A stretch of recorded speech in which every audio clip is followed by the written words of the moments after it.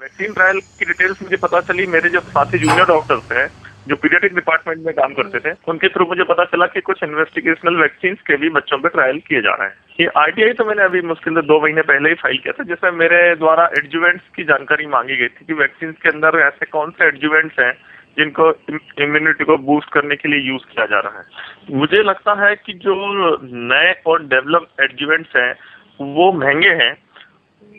तो और जो थियोमर्सॉल है ये कंपेरेटिवली सस्ता है, इसलिए इंडिया के अंदर सस्ते एडजुवेंट्स यूज किए जा रहे हैं और उसके कारण जो यहाँ के बच्चे हैं उन पर कई एडवर्स इवेंट्स हो रहे हैं, उनको कई डिसीज हो रही हैं, लेकिन गवर्नमेंट का अभी ऐसा कोई सिस्टम नहीं है जो इसको मॉनिटर करे। जैसे अमेरिका के अंदर vaccine adverse event reporting system है, ऐसा कोई भी सिस्टम अभी drug controller general of India और जो कंसर्न अथॉरिटी है उनके पास नहीं है, और इसका पूरे देश के बच्चों को खामियाजा भुगतना पड़ रहा है। तो जानकारी हासिल करना आरटीआई से बहुत ही कठिन हो गया, और खासकर जो कानून बनाया गया था वो एक आम आदमी के लिए बनाया गया था, और मुझे लगता है कि एक आम आदमी को इस कानून से जानकारी हासिल करने में अभी भी कई दिक्कतें हैं। सबसे बड़ी दिक्कत ये है कि ये जो पूरा ड्रग ट्रायल का जो मामला है, इसमें यहाँ के करीब 40 कंसल्टेंट्स इसमें शामिल हैं, और जब मैंने ये ड्रग ट्रायल को एक्सपोज करना शुरू किया तो एक स्ट्राइक की आड़ में मुझे कॉलेज से टर्मिनेट कर दिया गया। देन हाईकोर्ट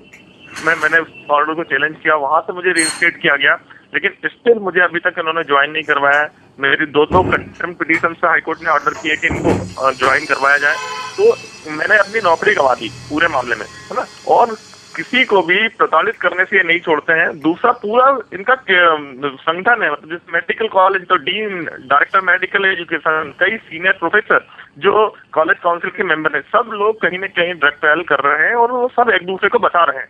और जो इसके अगेंस्ट आवाज उठाता है उसके अगेंस्ट कार्रवाई करने में ये नहीं चूकते हैं। एडमिनिस्ट्रेशन तो कुछ भी करने को तैयार नहीं। आज ही मुझे एक पत्र लिखा है जिसमें उन्होंने कहा कि आपने जो एडजुवेंट्स की कंप्लेंट की थी, हमने जो कमेटी बनाई थी उस कमेटी ने इन तथ्यों को गलत माना, है ना। तो मेरा एक कहना है कि ये जांच उन लोगों से करवा रहे हैं जो खुद उसमें शामिल हैं, तो कैसे सही जांच हो पाएगी। इनको जांच यदि करवानी थी तो Indian council of medical research या कोई तटस्थ संस्था से करवानी थी जो इंदौर के बाहर की थी, जिसका गवर्नमेंट से कोई रोल नहीं होता। कोई इंडिपेंडेंट संस्था जैसे आपकी संस्था है centre for science and research, तो लाइक ऐसा कुछ एक एनजीओ शामिल हो या ऐसी कोई संस्था शामिल हो। कल यहाँ लोकायुक्त महोदय आए थे, उनके सामने कल हमारे बयान थे, स्टेटमेंट थे, और उनमें जो विक्टिम्स थे वो भी वहां जाकर उन्होंने अपनी पीड़ा उनको बताई कि यहाँ पर बिना बताए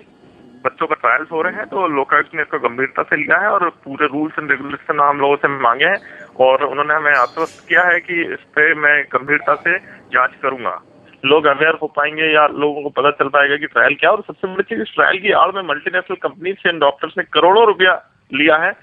और डॉक्टर्स अपने एथिक्स भूल गए हैं। इन्होंने कंट्री के लिए काम नहीं किया, इन्होंने सिर्फ मल्टीनेशनल कंपनीज के लिए काम किया और अपने जेब भरने के लिए काम किया है।